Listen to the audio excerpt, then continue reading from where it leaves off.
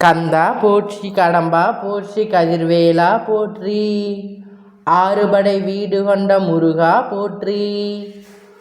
என் அன்பு பிள்ளையே, இந்த முருகன் உன்னுடைய வீட்டிற்கு வர வேண்டும் என்பதற்காக உன்னுடைய கரங்களால் பானங்களை குடிக்க வேண்டும் என்று நீ மிகவும் காத்து கொண்டு இருக்கிறாய் அல்லவா? ஆக பல விஷயங்களை, கடுமையாக விரதங்களையும் நீ இருக்கிறாய் அல்லவா? என் தங்க பிள்ளையே, ஒரு சில தடையால் தான் வராமல் காத்து கொண்டிருக்கிறேன். அந்த தடை எதற்காக இருக்கிறது என்று இப்பொழுது முழுமையாக உன்னிடத்தில் சொல்லி விளக்கி சொல்லிக் கொடுக்கப் போகிறேன். அதன் பிரகாரமாக நீ கடைபிடித்து விட்டால் வரக்கூடிய வெள்ளிக்கிழமை என்னை வணங்கி, அப்பனே என் வீட்டுக்கு வாருங்கள் என கூப்பிடு. நிச்சயம் உன் வீட்டில் உன் கரங்களால் பானத்தை குடிப்பேன். நிச்சயமாக உன் வீட்டில் நான் வருவேன். இது என்னுடைய சத்திய வாக்கு ஆகும். அதற்கு பிறகு தான் உன் வாழ்க்கையில் நீ நினைத்த வேண்டுதல்கள் அன்றே நடத்தி வைக்க கூடிய அளவிற்கு வாழ்க்கையில் எப்பொழுதும் நீ மகிழ்ச்சியாக இருப்பாய். என் செல்லமே, என்று தனிமையில் இருக்கும் பொழுது ஒரு தருணத்திலும் பலருக்கு பல நல்ல விஷயங்களை செய்து நல்லதையே நினைத்து கொண்டிருந்தாய். ஆனால் இப்பொழுது உனக்கு ஒருவர் கூட உதவி செய்ய முடியாமல் அவதிப்பட்டு கொண்டிருக்கிறாய் அல்லவா? உன்னை அலட்சியமாகவும் இல்லாமல் முகத்தில் அடித்தது போல உனக்கு உதவி செய்த எவ்வளவு வரவில்லை என்று உன் வார்த்தைகளை கேட்கவும் எவருக்கும் செவி கொடுக்கவும் கேட்கவில்லை, தயாராகவும் இல்லை. எவரும் உனக்கு உதவுவதற்கு தயாராக இல்லை. இதையெல்லாம் பார்த்து எனக்கு எழும், நான் சொல்வது சரிதான் அல்லவா? நீ கண்பது உன்னுடைய வேண்டுதல் எல்லாம் இந்த முருகன் நிறைவேற்றி வைப்பேன். அவர்களிடம் அன்பு செலுத்த வேண்டும் என்பதையும் நீ புரிந்து கொள்ள வேண்டும். ஒவ்வொரு தருணமும் நான் கஷ்டங்களோடு கவலைகளோடும் தடைகளோடும் வாழ்க்கையை வாழ்ந்து கொண்டிருக்கிறேன். ஏன் இதை வாழ வேண்டும் என்று தெரியாமலே நான் சிரமப்பட்டு கொண்டிருக்கிறேன். அப்பனே உங்கள் வாழ்த்து கொண்டிருக்கிறார். என் உறவு திருந்தி கொடுங்கள், பண பிரச்சனைகளை தீர்த்து கொடுங்கள் என்று. இல்லையே, உனக்கு அனைத்து பிரச்சனைகளை கூட விரைவில் நிறைவேற்றி தருவதற்காகத்தான் நான் தீய விஷயத்தை, தீய பொருட்களை நீ வைத்து கொண்டே இருக்கிறாய். ஆனால் இந்த முருகன் எப்படி உள்ளே வர முடியும்? அது உனக்கு தெரியாமல் இந்த முருகப்பன் நான் கூப்பிட்டு வரவில்லை என்று நீ கண்ணீர் விட்டு அழுது கொண்டிருக்கிறாய். ஆனால் காரியமானது எந்த விஷயத்தாலும் தடுக்க முடியாது.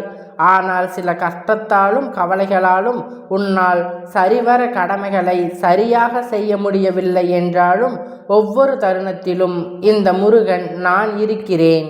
நீ உனக்கு சரியான பாதையை காட்டி என் செல்லமே சரியாக செய்து உனக்கு எப்பொழுதும் நான் எச்சரிக்கை கொடுத்து கொண்டே இருக்கிறேன்.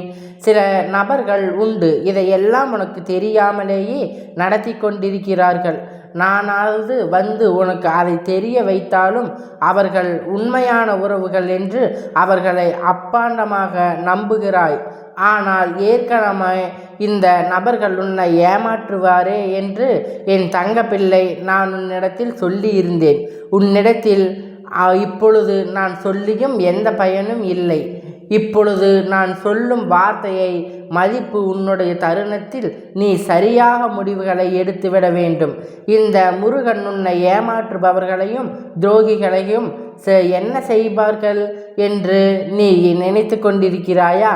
நிச்சயம் நான் அவர்களை என்ன செய்ய போகிறேன் என்று நீ கண்கொண்டே பார்வாய்.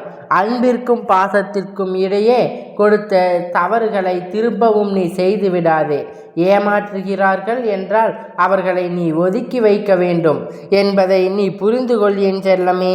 இதற்கு பிறகாவது அவர்களை நீ சில நாட்கள் நீ ஒதுக்கி வைத்து கவனிக்க வேண்டும்.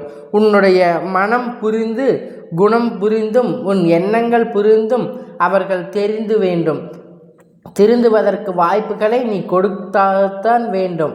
அன்பு பாசம் என உடனுக்குடன் முடிவெடுத்து அவர்கள் கஷ்டமே படக்கூடாது என்று அவர்களுக்காக அனைத்து விஷயங்களையும் இறங்கி செய்கிறாய்.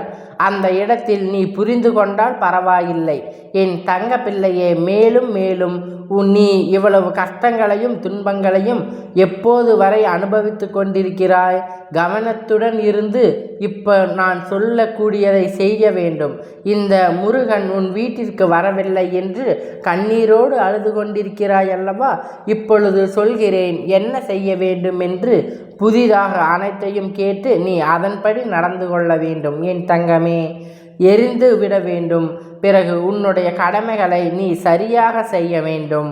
உன்னுடைய பூஜை அறையில் அழுகிய மலர்கள், காய்ந்த பூக்கள், துபம் ஏற்றிய சாம்பல்கள், பிறகு உடைந்த தேங்காய் அழுகி நிலையில் இருக்கிறது என்றால் கண்டிப்பாக இதையெல்லாம் நீ தூக்கி எறிந்து சுத்திகரித்து விட வேண்டும். இதையெல்லாம் உன்னிடத்தில் கஷ்டத்தாலும் கவலைகளாலும் கவனிக்காமல் நீ தடையாகி விட்டு விட்டாய். பிறகு அப்பன் வாருங்கள் என்று கேட்டால் எப்படி நான் உள்ளே வருவேன்? உன் பூஜை அறையில் நான் வரும்பொழுது மங்களகரமாக இருக்க வேண்டாமா? உனக்கான நன்மைகளை நான் செய்து கொடுப்பேன். இந்த சிறு விஷயங்களை கூட நீ மாற்றிக்கொள்ளவில்லை என்றால் நான் எப்படி பல நேரங்களில் சில நேரங்களில் தைரியமாக இருக்க வேண்டும்? என் அப்பன் என்னுடன் இருக்கும் பொழுது எனக்கு என்ன கவலை என்று நீ தைரியமாக இருக்க வேண்டும். இருந்து உனக்கு அனைத்தையும் நான் உன் வாழ்க்கையில் எப்படி இருக்க வேண்டும், சுற்றியுள்ளவர்கள் எப்படி இருக்க வேண்டும் என்று நான் உனக்கு கற்றுக் கொடுக்கின்றேன். அனைத்தையும் உன் அப்பனாக இருந்து கற்றுக் கொடுக்க நான் தயாராக இருக்கிறேன். சில விஷயங்கள் உனக்கு கசப்பாக இருக்கும் என்று சொல்லி கொண்டிருக்கிறேன் அல்லவா? அந்த கசப்பை நீ சரியாக ஏற்றுக்கொண்டால் உன் மகிழ்ச்சிகரமாகவும் இருக்கலாம். இந்த வீட்டில் உள்ளது உனக்கு எல்லாம் நல்லதாகவே நடக்கும். நாம் எப்பொழுதுமே நம் வீட்டிற்கு பண கஷ்டங்கள், மன கஷ்டங்கள் எதுவாக இயற்கை சுத்தம் செய்து தீபம் ஏற்றி கவலை இல்லாமல் காலையும் மாலையும் மங்களகரமாக பாடல்களை போட்டு எதிர்மறை எண்ணங்களை உருவாக்கக்கூடிய எந்தவித செயல்களையும் செய்யாமல் நல்ல விஷயத்தை மட்டுமே செய்து கொண்டிருந்தால் அந்த தடைப்பட்ட காரியங்கள் எல்லாம் தடையை ஒழித்து அது செயல்படும். உனக்கு இது இந்த அப்பன் சொல்லி கொடுக்கக்கூடிய பாடமாக இருக்கட்டும். இந்த பதிவில் இருக்கக்கூடிய ஒவ்வொரு வார்த்தைகளும் இந்த முருகனுடைய வாக்காகும். அதனால் இதை நீ புரிந்து கொண்டு நீ கடைபிடித்தாய் என்றால் நிச்சயமாக இந்த முருகன் வரும் வெள்ளிக்கிழமை நான் உன் இல்லத்திற்கு வந்து கையால் நீ கொடுக்கக்கூடிய பானத்தை நான் சாப்பிடுவேன். அதனால் உன் வீட்டில் உள்ள பூஜை அறையை முழுவதுமாக சுத்தம் செய். என் புகைப்படத்திற்கு முன்னாலே சிலைகள் முன்னாலும் அகழ்ந்த தீபத்தை ஏற்றி எப்பொழுதும் போல நீ வழிபடவும். அது மட்டுமல்ல என் செல்லமே, இந்த பதிவினை தெரியுமா?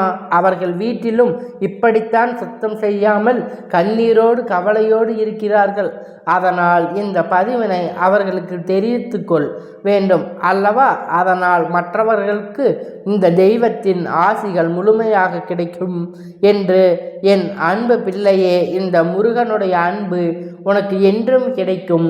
என்றும் நீ நினைத்த காரியங்கள் அனைத்தும் நடந்தே தீரும். எப்பொழுதும் நான் உன்னோடே இருந்து கொண்டே இருக்கிறேன்.